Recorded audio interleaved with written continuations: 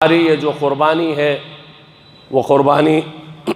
کا جانور اللہ سبحانہ و تعالیٰ کو نہیں پہنچتا، گوشت نہیں پہنچتا، خون نہیں پہنچتا، بلکہ اگر کوئی چیز پہنچتی ہے تو وہ تمہارا تقویٰ ہے، پرہیزگاری ہے، جذبہ ایمانی ہے۔ اور ایک مرتبہ صحابہ کرام نے پوچھا، یا رسول اللہ صلی اللہ علیہ وسلم، یہ قربانی بقر عید کے دن ذبح کرنا یہ کیا ہے؟ تو سرکار دو عالم صلی اللہ علیہ وسلم نے ارشاد فرمایا، یہ قربانی تمہارے والد ابو الانبیاء جسے حضرت سیدنا ابراہیم علیہ السلام کہا گیا، تو سرکار دو عالم صلی اللہ علیہ وسلم نے ارشاد فرمایا کہ یہ قربانی تمہارے والد اور ہمارے والد حضرت ابراہیم علیہ السلام کی سنت ہے۔ پھر صحابہ کرام نے پوچھا، یا رسول اللہ صلی اللہ علیہ وسلم، وہ قربانی سے ہم کو کیا پہنچتا ہے؟ تو سرکار دو عالم صلی اللہ علیہ وسلم نے ارشاد فرمایا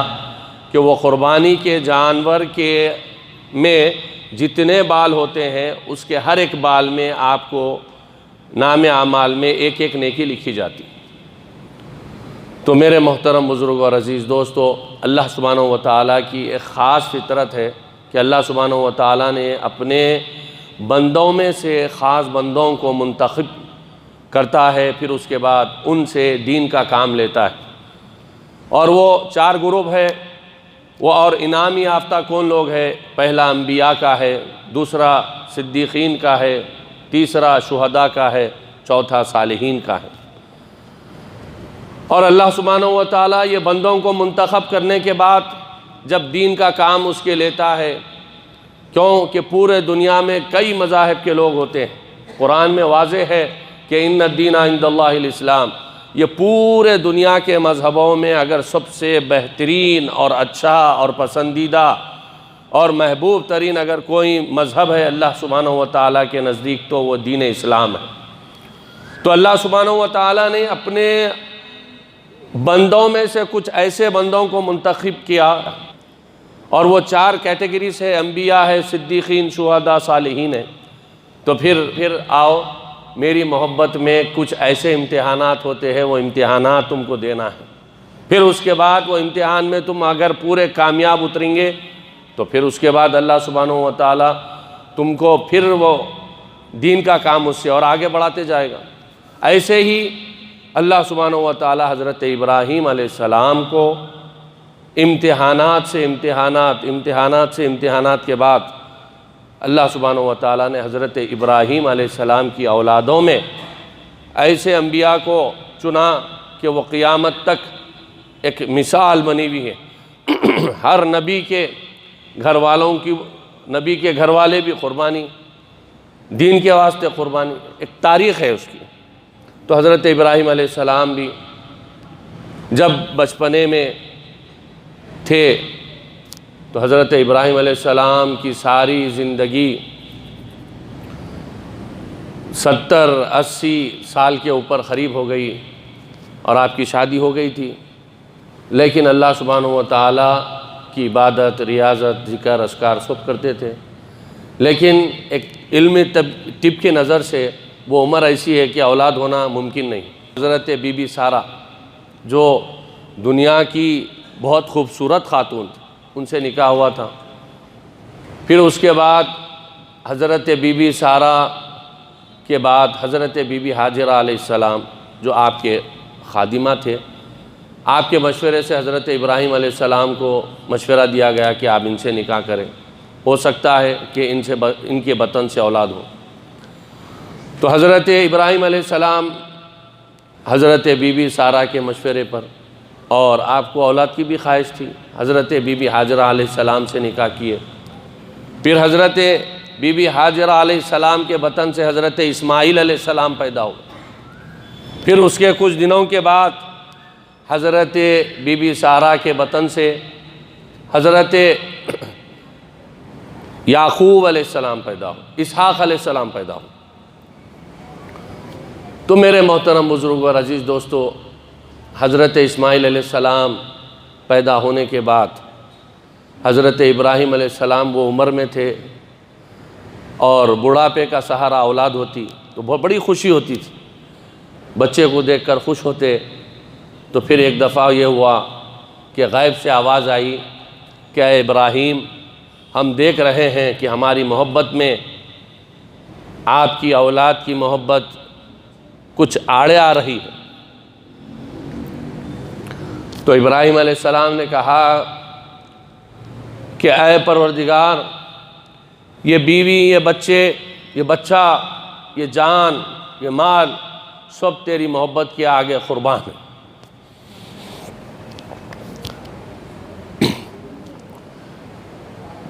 تو پھر غیب سے آواز آئی کہ ٹھیک ہے ابراہیم، اپنے گھر والی کو اور حضرت اسماعیل کو لے کر وہ مکے کے پہاڑیوں کے بیچ میں حکم خداوندی ہوا کہ چھوڑ دو، چٹیل میدان، نہ کوئی چرندہ تھا، نہ کوئی پرندہ، نہ کوئی درندہ۔ حضرت ابراہیم علیہ السلام حضرت بی بی ہاجرہ علیہ السلام کو لے کر ایک معصوم سا بچہ ان کو لے کر مکے کے وادیوں میں جا رہے ہیں۔ پھر اس کے بعد حضرت ابراہیم علیہ السلام کو حکم ہوا کہ ابراہیم، تم اپنے گھر والی کو اور اس بچے کو یہاں چھوڑ دو۔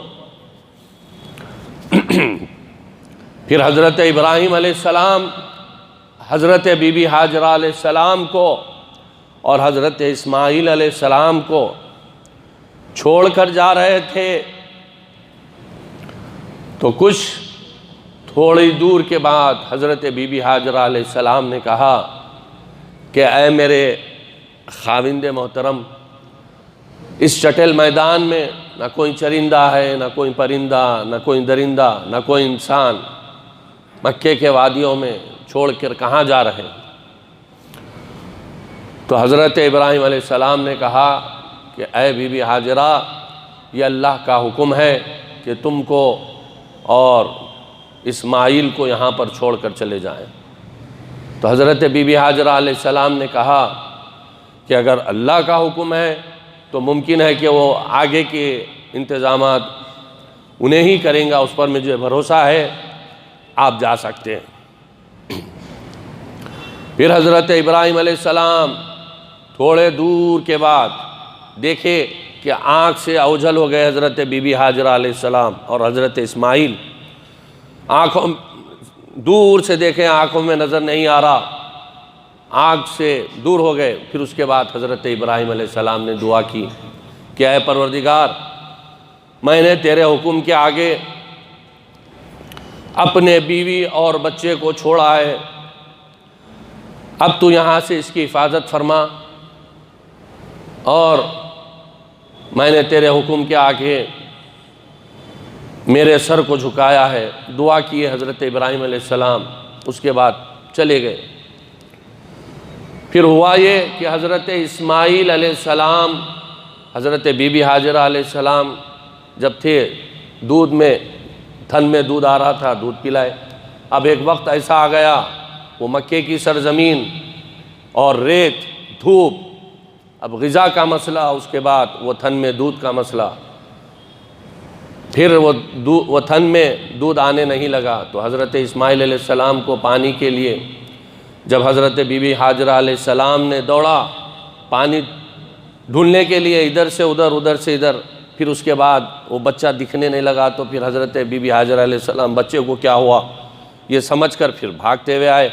پھر آہستہ آہستہ ڈھونڈنے لگے پانی کو۔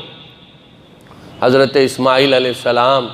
نے اپنے ایڑیوں سے رگڑا اور پانی کا چشمہ پھوٹا، اور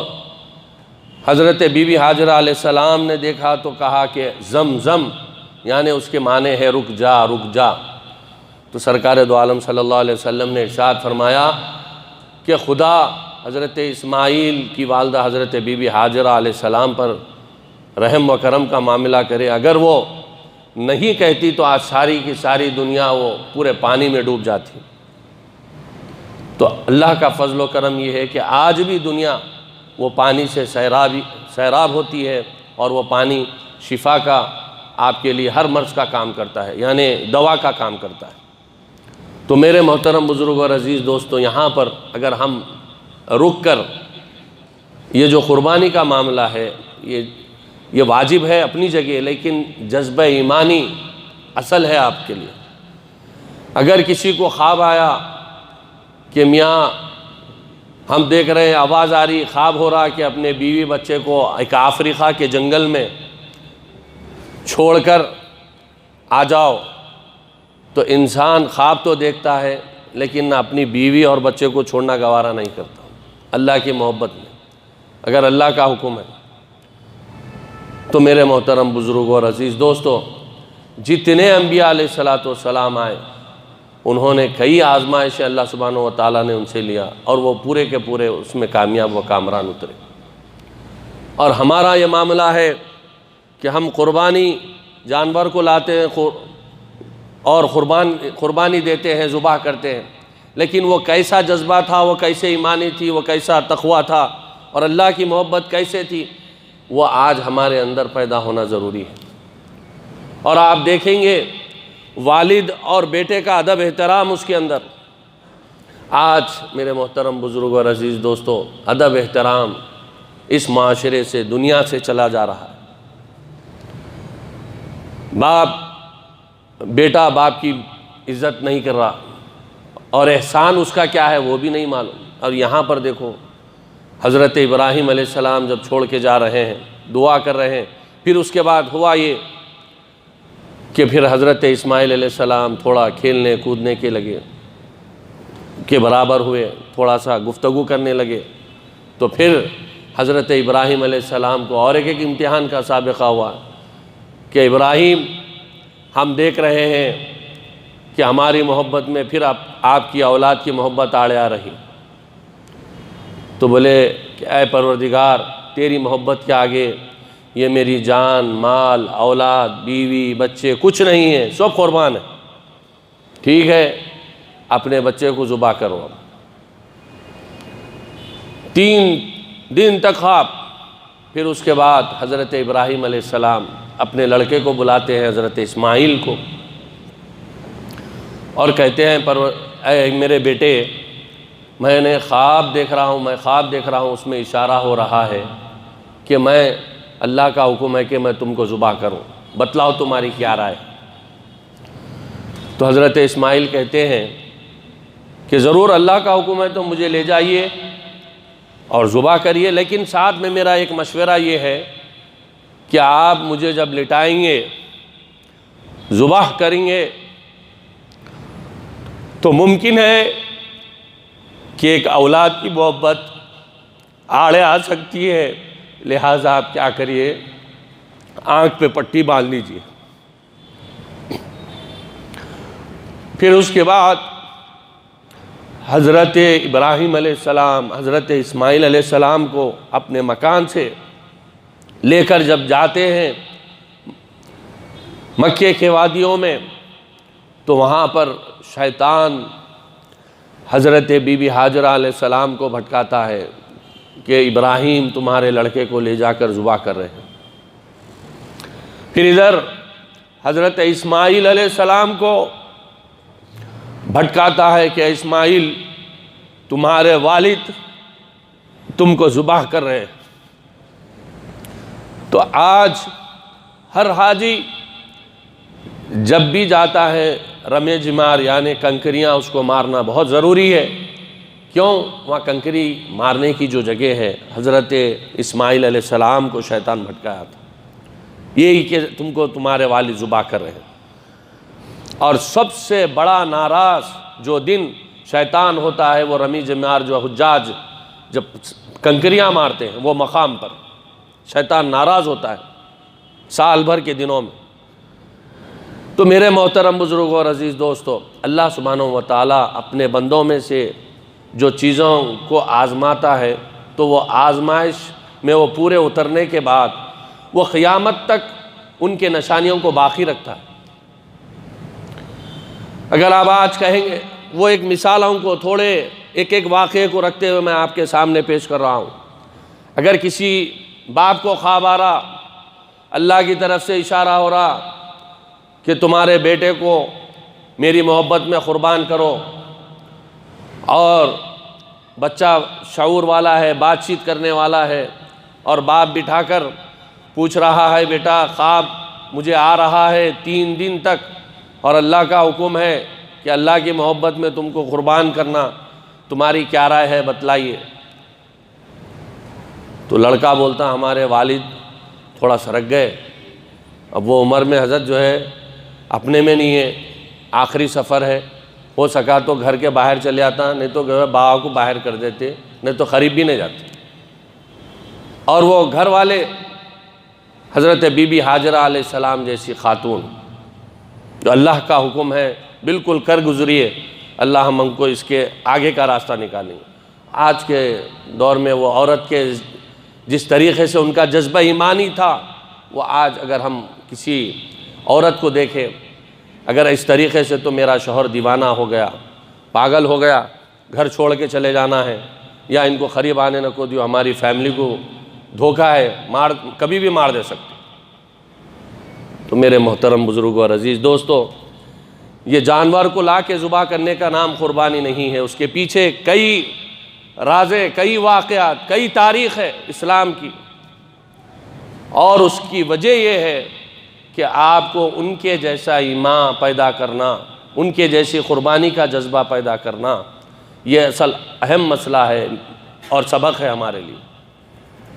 تو میرے محترم بزرگ اور عزیز دوستو، پھر اس کے بعد جب حضرت اسماعیل علیہ السلام کو لٹایا گیا، آنکھوں پہ پٹی باندھی گئی حضرت ابراہیم علیہ السلام، اور بیٹے یہ ذبح مشورہ دے رہے ہیں کہ ابا جان ذبح کرنے سے پہلے چھری کو اچھا تیز کر لو، ہو سکتا ہے کہ وہ محبت میں چھری چل نہیں سکیں گی، منڈ رہا تو اور ٹائم لگیں گا، لہٰذا پہلے ہی جو ہے دوسرے وار میں جو ہے ذبح ہو جائے۔ لیکن اللہ سبحانہ و تعالیٰ نے دمبے کو حکم دیا، جنت سے جو ہے حضرت اسماعیل علیہ السلام کی جگہ سے ہٹ کے، حضرت اسماعیل علیہ السلام سے ہٹ کے وہ دمبا آ گیا جنت کا، وہ ذبح ہو گیا۔ آج وہ اس تاریخ سے آج تک وہی جانور کو قربانی کرنے کا آپ کو جو ہے سلسلہ جاری ہو گیا۔ اگر حضرت اسماعیل علیہ السلام ذبح ہوتے، ہر بیٹے کو ہر سال اللہ کے محبت میں، اللہ کے حکم کی تعمیل کے مطابق ایک بیٹے کو قربان کرنا ضروری تھا، لیکن اس کی بھی کئی وجوہات ہیں۔ حضرت اسماعیل علیہ السلام کی اولادوں میں اللہ کے رسول صلی اللہ علیہ وسلم تولد ہونا تھا، اور جب حضرت آدم علیہ السلام کو اللہ سبحانہ و تعالیٰ نے مٹی کے پتلے میں روح پھونکی گئی، تو جب حضرت آدم علیہ السلام نے دیکھا جنت پر ہر جگہ لا الہ الا اللہ محمد رسول اللہ لکھا ہوا ہے، تو حضرت آدم علیہ السلام یہ دیکھ کر پریشان ہوئے اور پوچھنے لگے کہ اے پروردگار، یہ تیرے نام کے ساتھ یہ کس کا نام ہے؟ تو پروردگار نے کہا کہ اے آدم، یہ نام کی برکت سے زمین بنائی گئی، آسمان بنایا گیا، یہ چاند، سورج، تارے سب یہ نام کی برکت سے بنائے گئے۔ اگر یہ نام نہ ہوتا، نہ کوئی زمین بنتی، نہ آسمان بنتا، نہ کوئی چاند، نہ سورج، نہ تارے، نہ یہ دنیا بنائی جاتی۔ تو حضرت اسماعیل علیہ السلام اگر ذبح ہو جاتے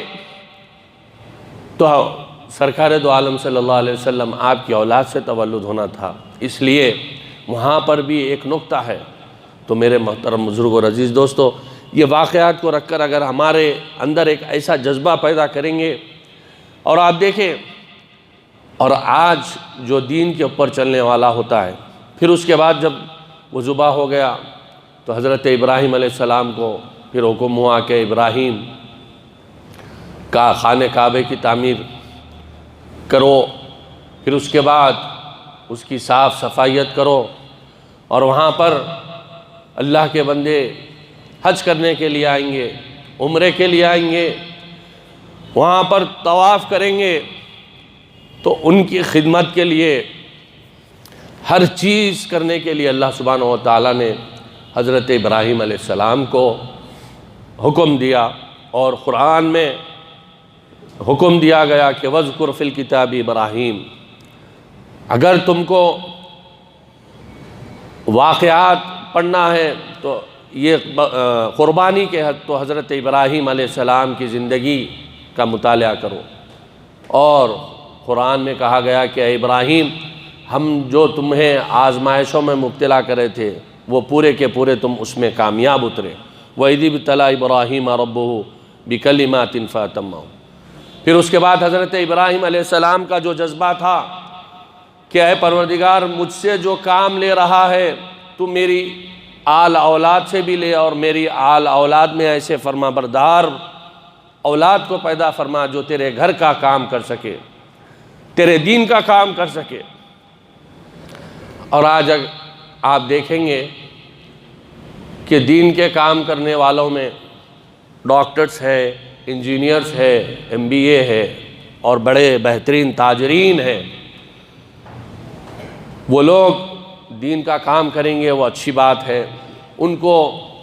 حافظ، عالم، مفسر، جو قرآن کی جو تفسیر بیان کرتا ہے اس کے اوپر بھی کئی علوم کے اوپر اس کو سیکھنا پڑتا ہے۔ یہ بچوں کا کھیل نہیں ہے۔ اور آج کے دور میں ہم دین کے راستے پر چلنے والے کو ایک حقارت کی نظر سے دیکھتے ہیں۔ یہ ہمارے ایمان کی اپنی کمزوری ہے۔ دیکھیے سورہ کوثر میں اللہ سبحانہ و تعالیٰ ارشاد فرماتا ہے، اِنَّا أَعْطَيْنَاكَ الْكَوْثَرَ فَصَلِّ لِرَبِّكَ وَانْحَرْ۔ اے میرے حبیب، آپ اپنے رب کی عبادت کریے اور قربانی کریے۔ قربانی کیا ہے؟ قربانی جانور کو ذبح کرنا یہ ہمارے لیے واجب ہے، لیکن اس کے ساتھ کئی طریقے کی قربانی ہوتی، وقت کی قربانی ہوتی، جان کی قربانی ہوتی، مال کی، پیسوں کی قربانی ہوتی۔ ہر چیز میں آپ کو دین کے کام کے لیے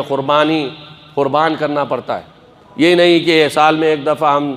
قربانی کا جانور لائیں اور اللہ کا حکم ہے اس کے تعمیل کے اوپر جو ہے جانور کو قربان کر دیں، واجب ہے، ختم، ہماری ذمہ داری ختم ہو گئی۔ نہیں، آپ کو ان کے جیسا ایمان پیدا کرنا ہے، ان کے جیسا جذبہ پیدا کرنا ہے، ان کے جیسا تم کو باپ بننا ہے، حضرت ابراہیم علیہ السلام کے جیسا ایمانی جذبے کا، اور ان کے جیسی نیک فرما بردار اولاد کو تم کو تیار کرنا ہے۔ تو میرے محترم بزرگوں اور عزیز دوستو، ہمارے اس مسجد کے صدر اور مسجد کے خادم حج کے لیے آج صبح روانہ ہوئے، اور اللہ کے بندے حج میں کئی لاکھ آتے ہیں، اور ایک پتے کی بات یہ ہے کہ اللہ سبحانہ و تعالیٰ ایک جذبہ جو رہتا ہے حج کرنے کے لیے۔ ایک واقعہ ہے ہمارے استاد سے سنے تھے، بہت مشہور ہے۔ ایک صاحب تھے، حج کے لیے جا رہے تھے، تو لڑکا جو ہے معصوم تھا بات چیت کے لیے، تو بچہ پوچھا ابا کہاں جا رہے ہیں؟ تو والد صاحب نے کہا بیٹا میں اللہ کے گھر کو جا رہا ہوں۔ تو بچہ سمجھا کہ اللہ کے گھر میں اللہ بھی موجود ہے، چلو میں بھی ملتا ہوں۔ وہ اس کا ایک ذہن ہے ایسا، میں بھی جاتا ہوں، میں بھی چلتا ہوں، ضد کرنے لگا۔ پھر اس کے بعد وہ ضد کو اس کے پوری کی گئی، بچہ جو ہے بچے کو لے کر والد صاحب مکے کو لے کے چلے گئے۔ اچانک چیخ مارا بچہ، وہ مکے میں دیکھ کر، کعبہ شریف کو دیکھ کر، اور بے ہوش ہو گیا، ختم ہو گیا۔ تو ان کے والد دعا کرے پروردگار یہ کیسا تیرا نظام ہے؟ تو غیب سے آواز آئی کہ اے فلاں شخص سن، تیری نیت کعبے کی طرف حاضری دینا اور طواف کرنا، حج کرنا تھا، اور یہ بچے کی نیت کعبے والے سے ملنا تھا، اس لیے میں نے اس کو بلا لیا۔ تو میرے محترم بزرگوں،